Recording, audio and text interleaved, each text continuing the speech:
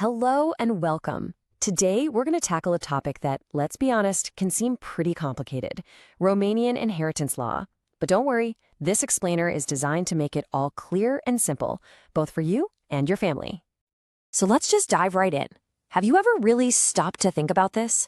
Whether you live in Romania, maybe you own property there, or you have family roots, understanding these laws is absolutely vital for planning ahead and making sure your wishes are actually followed.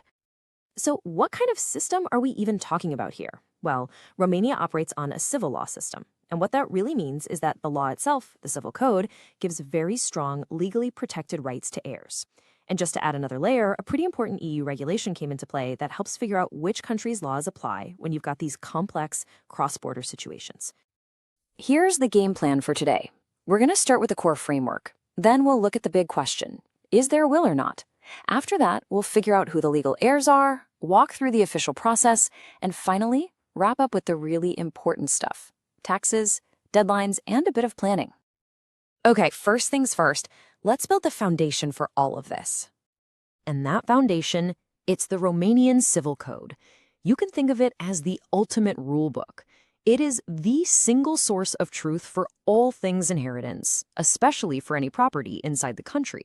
It defines exactly who gets to inherit and the precise steps they have to follow. So how does this whole process actually get started?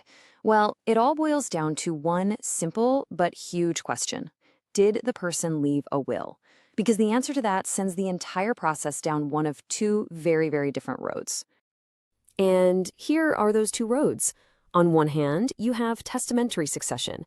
This is all about personal choice. It's based on a valid will where what the deceased wanted is the number one priority.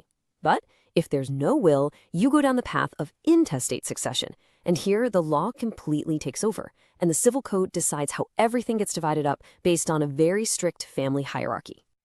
Now, if you do decide to write a will, it has to be in one of three specific forms to be valid. First is a holographic will.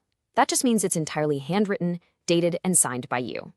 Then there's the notarial will, which offers a lot more security because it's prepared by a public notary. And finally, there's a secret will, which you write yourself, put in a sealed envelope, and then give to a notary for safekeeping. The most important thing to remember is, for all three, they have to be written, signed, and dated. All right, so who actually has the right to inherit? The law is incredibly specific about this. It sets up a crystal clear pecking order or hierarchy of heirs. The Civil Code breaks it down into four distinct classes. Think of it like a ladder. On the top rung, the first class, you have descendants, children and grandchildren. If there's anybody in that class, they inherit, and we don't go any further down the ladder. But if not, we move down to the second class, parents and siblings, and so on. The rule is super simple. A higher class of heirs always excludes any lower classes from inheriting anything.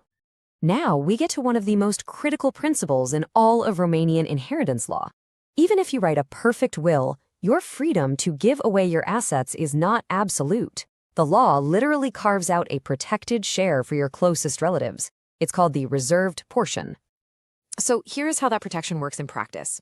Your children are guaranteed half of what their normal legal share would be.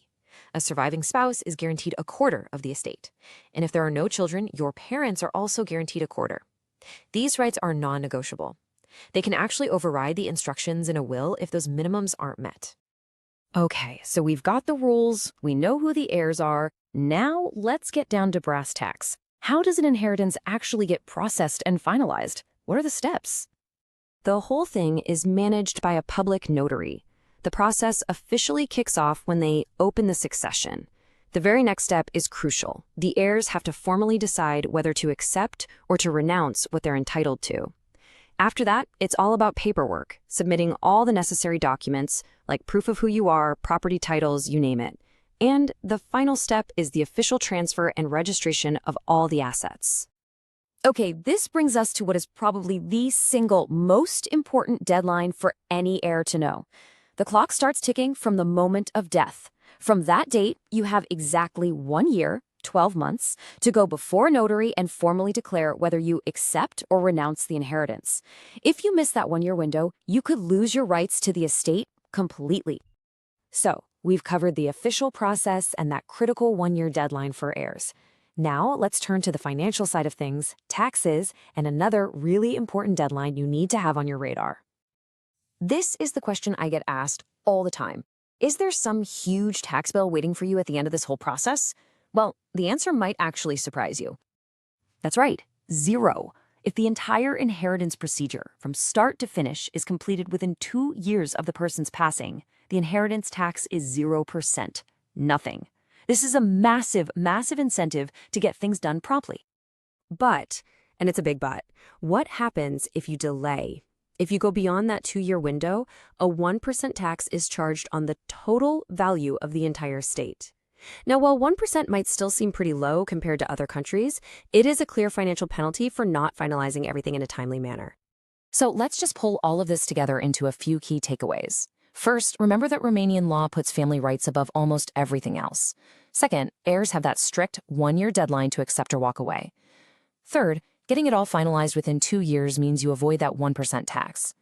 And finally, remember that cross-border situations can get tricky, so getting professional legal help is really the key to making this whole process go smoothly. And that really brings us to our final thought. Now that you have a handle on the framework, the deadlines, and the financial side of things, the real question becomes a personal one. Is your estate prepared for the future? Because taking the time to plan now can protect your assets and, maybe more importantly, it can ensure a clear and smooth process for your loved ones when the time comes.